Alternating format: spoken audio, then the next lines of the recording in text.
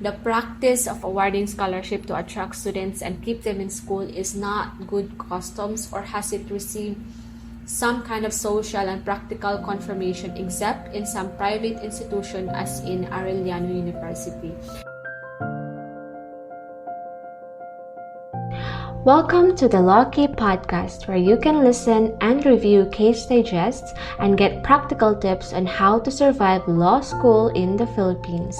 Studying law can be very challenging, especially for working students, but with the right tools, the right habits, and the right support group, we can surely survive it. This is Kim, your host, and I hope you enjoy and learn something from this episode. Here we go. Hi everyone, today's podcast episode will be about the case of Soy versus Arellano University with GR number L-15127 decided on May 30, 1961.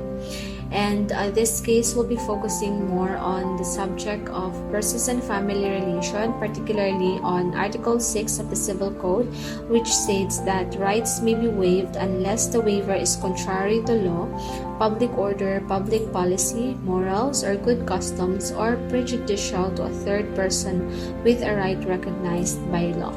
Let's start. So this case is actually an appeal by plaintiff Soy from a decision of the Court of First Instance of Manila absolving defendant Arellano University from the plaintiff's complaint. Now, the facts of the case are undisputed. So, Soy was actually a law student of the College of Law of the Arellano University from first year up to the first semester of his fourth year. Before that, he also took up his preparatory law course in the said university.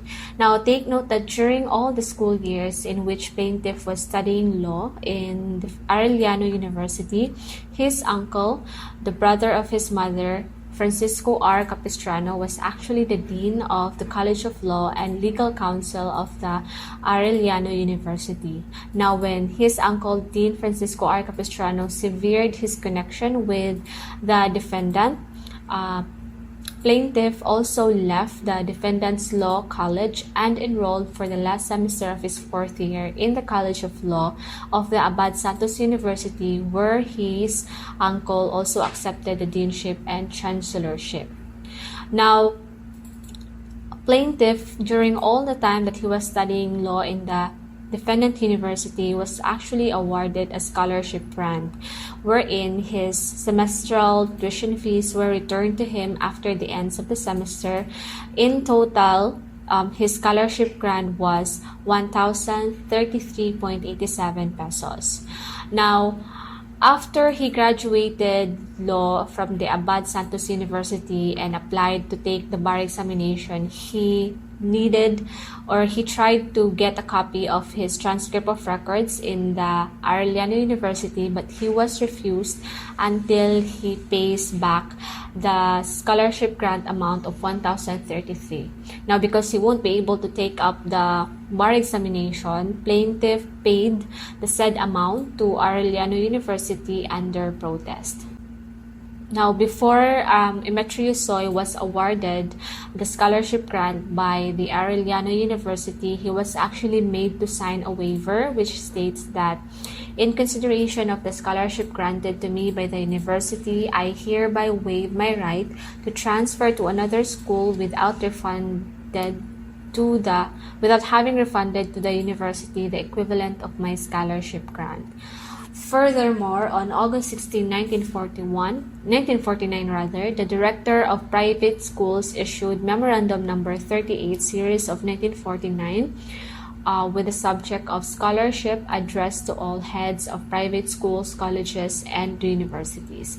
The said memorandum specifically said on its Section 2, when students are given full or partial scholarship, it is understood that such scholarships are merited and earned. The amount in tuition and other fees corresponding to these scholarships should not be subsequently charged to the recipient students when they decide to quit school or to transfer to another institution. Scholarships should not be offered merely to attract and keep students in a school. Now, the said issue was actually the Bureau of Private School was informed of the issue, and they upheld the position taken by the plaintiff. However, defendant Arellano University still refused to issue said transcript of record unless refund were made. Now, the Arellano University argued that the provisions of its contract with plaintiff are valid and binding, and that the memorandum above referred to is null and void because the said officer who issued it had no authority to issue it, and because it had been neither approved by the corresponding department head nor published in the official gazette. So that's the argument of the defendant. Now, the main issue of the case, according to the lower court, was whether the above quoted provision of the contract between Demetrio Soy and Arellano University, wherein the former waived his right to transfer to another school without refunding to the latter the equivalent of his scholarships in cash, is valid or not. The lower court resolved this question in the affirmative on the ground that the mentioned memorandum of the director of private school is not a law, and that the provisions of the waiver, also the lower court said that the waiver may be unethical, yet it was more unethical for the plaintiff to quit studying with the defendant without good reasons and simply because he wanted to follow the example of his uncle. So that's what the lower court said. But according to the Supreme Court, they said that we do not deem it necessary or advisable to consider as the lower court did the question whether plaintiff had sufficient reasons or not to transfer from the defendant university to the Abad Santos University. So the question whether the plaintiff had enough reason to transfer from the defendant university to Abad Santos University is not necessary according to the Supreme Court. Furthermore, the Supreme Court said that it's also not essential to pass upon the validity of Memorandum number 38 because regardless, they are of the opinion that the stipulation in the waiver signed by Demetrio Soy is null and void. So according to the Supreme Court, the main issue of the case was whether or not the contract entered between Demetrio Soy and Arellano University on September 10, 1951 was void because it was against public policy. Now, the Supreme Court held that yes, the contract or the waiver signed by Demetrio Soy was void because it's against public policy, because they cited in the case of Siegel versus Illinois, the court said that in determining a public policy of the state, courts are limited to a consideration of the Constitution, the judicial decisions, the statutes, and the practice of government officers. So, courts consider the practices of government officials as one of the four factors in determining a public policy of the state.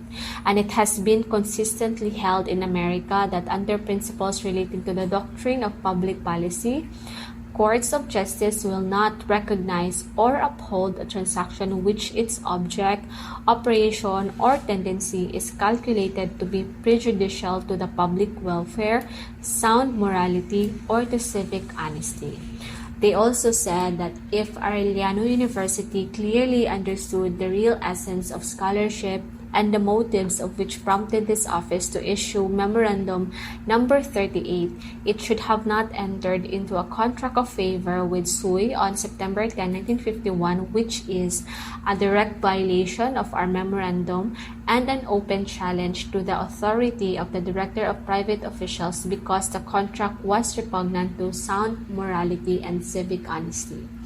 And finally, the Supreme Court also cited the case of Gabriel versus Montepiedad, wherein they said that in order to declare a contract void as against public policy, a court must find that the contract as to consideration or the thing to be done contravenes some established interest of society or is inconsistent with sound policy and good morals or tends clearly to undermine the security of individual rights.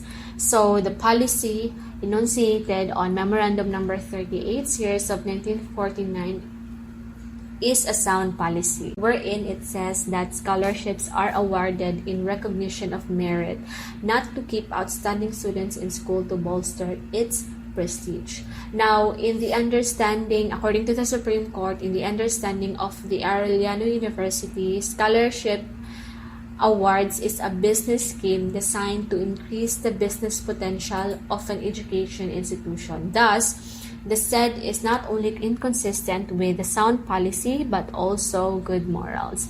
The Supreme Court also defined what is morals. According to Manresa, it is good customs, those generally accepted principles of morality which have received some kind of social and practical conditions. So, the practice of awarding scholarship to attract students and keep them in school is not good customs, or has it received some kind of social and practical confirmation, except in some private institution as in Arellano University. The University of the Philippines, which implements Section 5 of Article 14 of the Constitution with reference to the giving of free scholarships to gifted children, does not require scholarships to reimburse the corresponding value of the scholarship.